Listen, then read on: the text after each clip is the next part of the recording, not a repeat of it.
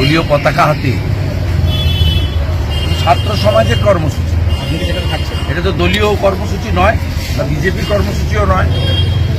আমাদের ভারতীয় জনতা পার্টি তার স্ট্যান্ড অনেক আগেই ক্লিয়ার করেছে যে যেখানে ভারতীয় জনতা পার্টি নিজেই কর্মসূচি করছে, আজকেও একগুচ্ছ কর্মসূচি রাজ্য সভাপতি ঘোষণা করেছেন। আর যেখানে ছাত্র সমাজ বা প্রতিবাদী জনতা, সচেতন নাগরিকরা পতাকা ছাড়া কর্মসূচি করবে, সেখানে ভারতীয় জনতা পার্টির সভ্য সমর্থক, ভোটার, নেতৃত্ব কারো যাওয়ার ক্ষেত্রে বিজেপির কোনো বাধা নেই। সিপিএম যেমন চায় যে মমতা ব্যানার্জির সরকারটা থাকুক,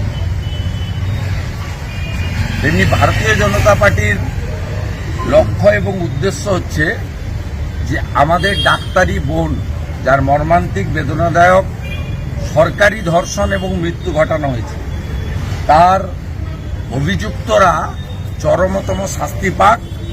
14 তারিখ রাত্রে তৃণমূলের গুন্ডা বাহিনীর দ্বারা আরজি করকে যেভাবে ভাঙা হয়েছে, আন্দোলনকারীদের উপর অত্যাচার করা হয়েছে, তার প্রকৃত দোষীরা উপযুক্ত সাজা পাক।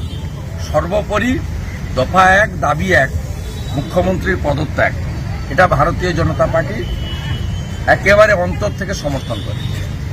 বিরোধীরা অভিযোগ করছে যে আপনি রাজনৈতিক উদ্দেশ্যের জন্য এই নবান্ন অভিযানে থাকছেন এবং সেইখানে হামলা চালানো। না, নবান্ন অভিযান ও রাজনৈতিক কর্মসূচি, তাতে কে থাকবে কে থাকবে না তার ব্যক্তিগত ব্যাপার, আপনাকে তার উত্তর আমি দেব না এবং এ ব্যাপারে কারোর পরামর্শ বা জ্ঞানও শুনব না।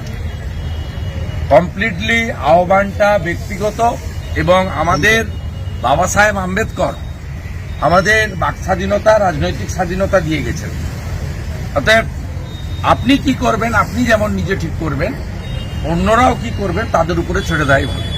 দাদা, আরেকটা জিনিস যে আজকে সিবিআই 4 জায়গায় রেড করছে, সেক্ষেত্রে কি বলবেন? সিবিআইকে রেড করার অধিকার দিয়েছে তো হাইকোর্ট। মমতা ব্যানার্জি অর্থনৈতিক দুর্নীতি তদন্ত করার জন্য তিনি ফিনান্স ডিপার্টমেন্ট বা অ্যাকাউন্টসের কোনো অফিসারদের না নিয়ে তার দলদাস 4 জন আইপিএসকে দিয়ে সিট বানিয়েছিলেন।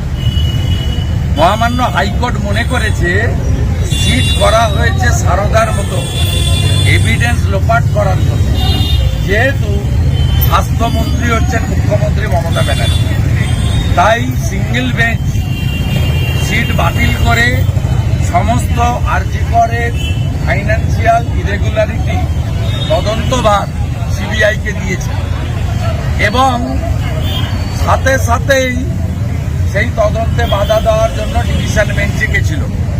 ডিভিশন বেঞ্চ লিভ দেয়নি, এন্টারটেন করেনি এবং সিবিআই হাইকোর্টের নির্দেশ মতোই গতকাল এফআইআর রুজু করে তারা আজকে আর্লি মর্নিং ভোরবেলা থেকেই তাদের কাজ শুরু করেছে। এটা আমরা স্বাগত জানাতে পারি। বাকি সিবিআই ইনভেস্টিগেশন নিয়ে আমাদের কিচ্ছু বলার নেই। সিবিআইয়ের একটা নিজস্ব হ্যান্ডবুক আছে, কি প্রসিডিওরে তারা ইনভেস্টিগেট করবে এবং কাকে ডাকবে, কাকে ধরবে।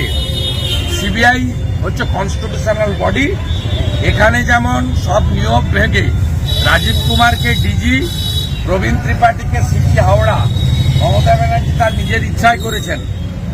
সিবিআই ডাইরেক্টর নিয়োগ করে মাননীয় প্রধানমন্ত্রী, মাননীয় বিরোধী দলনেতা লোকসভা, মাননীয় প্রধান বিচারপতি সুপ্রিম কোর্ট।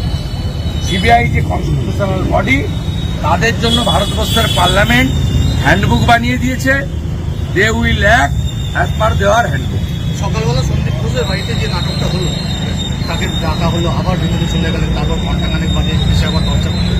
আপনার কি মনে হয়, ভিতরে কি প্রমাণ লোপাটের চেষ্টা চলছে? লোপাট তো প্রথম দিন থেকেই করেছে, লোপাট তো প্রথম দিন থেকেই করেছে। ঘড়ি সুইসাইড বলে বাড়িতে খবর দেওয়া, ইউডি কেস চালু করা এবং যারা আরজি করে স্টেক হোল্ডার নয়, সুশান্ত রায়, অভিজ্ঞদের ডেকে নিয়ে গিয়ে তদন্ত, আপনার প্রমাণ লোপাটের চেষ্টা, তারপরে রিনোভেশনের নামে ঘর ভাঙচুর করা, সবই তো প্রথম দিন থেকে করা হচ্ছে। আমি প্রশ্ন করতে চাই পানিহাটির যে শ্মশানে দাহ করা হয়েছে আমাদের বোনকে, সেই শ্মশানের যে ক্রিমেশন কস্ট তার বাড়ির লোক দেয়নি। কে দিল?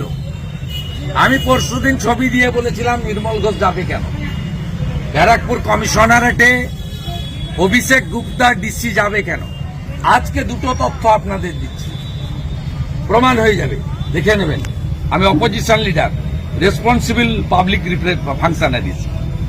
এক, ক্রিমেশনের খরচ বাড়ি থেকে পে করেনি, কে করেছে? দুই,